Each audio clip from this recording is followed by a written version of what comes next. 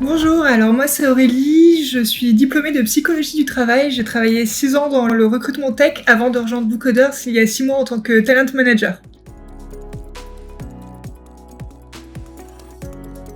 Généralement, on a un process de recrutement qui combine à la fois des entretiens téléphoniques, des entretiens visio et des entretiens physiques. Donc forcément, ce contexte de confinement, ça nous impacte, notamment parce qu'on n'a plus cette possibilité de rencontrer physiquement nos candidats. Cependant, on a fait le choix de poursuivre nos recrutements. Tout simplement, c'est stratégique, ça va nous permettre de prendre de l'avance.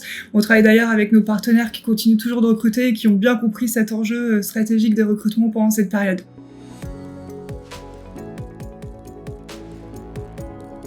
Alors concrètement, il n'y a pas grand-chose qui change durant la première phase du process de recrutement. Les présélections sont toujours par téléphone et le premier entretien RH en visio. Par contre, c'est plutôt en termes d'attitude où je vais me montrer beaucoup plus rassurante et à l'écoute du candidat. C'est une phase de flou pour tout le monde, donc il est important de comprendre les doutes, les craintes et surtout rassurer le candidat d'une part sur la santé de l'entreprise et puis lui expliquer pourquoi on continue de recruter dans ce contexte qui a priori ça peut sembler un petit peu contre-intuitif, lui expliquer en quoi c'est tout simplement cohérent avec notre projet à long terme. Pour nous, passer sur un process de recrutement full remote, c'est un double challenge. Ça va être d'une part réussir à évaluer un candidat sans le voir physiquement et d'autre part réussir à donner envie à un candidat de nous rejoindre sans qu'il nous ait vu physiquement. Donc clairement, il va falloir être vigilant sur plusieurs points. Il va falloir réussir à retranscrire la culture de l'entreprise, donner la sensation au candidat d'être dans nos locaux, même à distance. Il va falloir trouver un moyen de minimiser l'erreur de recrutement.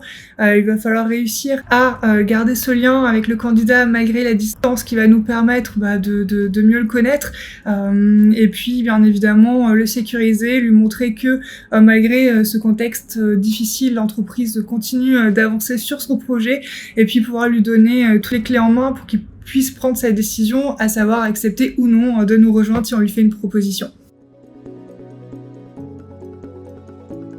Alors la grande question c'est comment, dans un premier temps, on va prendre le temps de recréer nos locaux de manière virtuelle grâce à l'application Discord.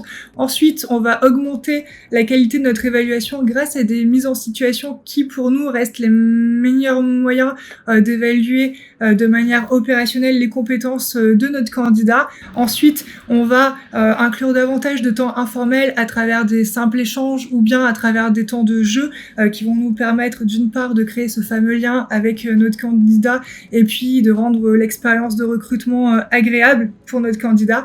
Et puis ensuite, on va accorder une attention particulière à la communication, à la transparence pendant tout le process de recrutement, en prenant le temps de prévenir en amont le candidat, l'appeler avant chaque étape pour lui expliquer ce qui va se passer, ce qu'on attend de lui, et puis bien évidemment lui indiquer des applications qu'il y a installées en amont.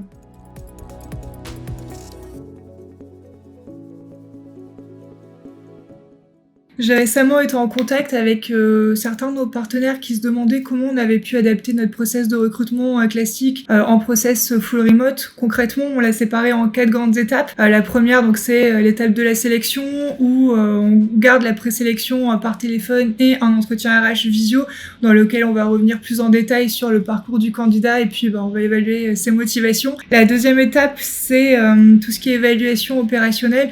Donc concrètement, ça se passe également en visio. Le candidat va rencontrer son futur manager et des membres de l'équipe et on va le mettre en situation. Donc c'est l'occasion pour nous de faire prendre conscience du métier au candidat et puis de mettre en avant la formation parce qu'on va pouvoir lui apporter des conseils et lui montrer toutes les compétences qu'il pourrait acquérir en nous rejoignant. Ce qui nous amène ensuite à la troisième étape. Donc ça a été clairement notre plus gros challenge dans notre process de recrutement classique. On demande au candidat de venir passer une demi-journée d'immersion dans nos locaux, ce qui permet d'apprécier la culture de l'entreprise, voir voir concrètement ce que c'est que de travailler chez Blue Coders. Donc avec ces mesures de confinement, ça devient un petit peu compliqué pour nous. Donc tout simplement, on a adapté cette journée d'immersion sur Discord. Donc Discord, c'est une application de gaming qui nous a permis de recréer nos locaux virtuels. Et donc on va tout simplement fournir des codes d'accès à notre candidat qui va pouvoir passer cette demi-journée. Il va pouvoir rencontrer du coup les différents pôles, discuter avec eux, regarder un petit peu ses futurs collègues travailler,